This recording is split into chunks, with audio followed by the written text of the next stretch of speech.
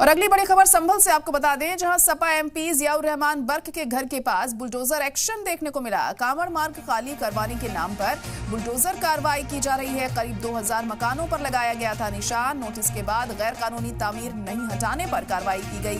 रायसत्ते इलाके में इंतजामिया ने शुरू की है बुलडोजर कार्रवाई।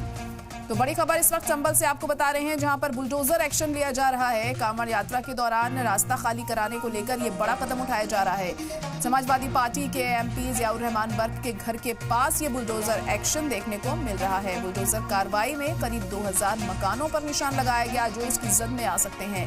नोटिस के बाद गैर कानूनी तामीर नहीं हटाने पर यह कार्रवाई की गई है।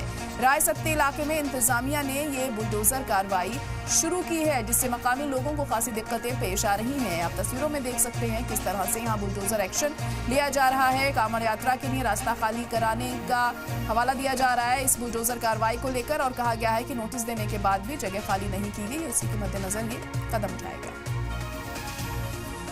यात्रा के दृष्टिगत जो रास्ते के नाम से जमीन दर्ज है यहाँ पे, उसमें लोगों के द्वारा जो अवैध अतिक्रमण किया गया है उसको हम खाली करा रहे हैं, ताकि जो कांवड़ यात्री हैं उनको कोई असुविधा ना हो। तो रास्ते को सुगम बनाने के लिए रास्ता लोगों ने अतिक्रमण करते करते काफ़ी संकीर्ण कर दिया है, जिसको चौड़ा करना जरूरी है ताकि किसी भी यात्री को कोई दिक्कत ना हो।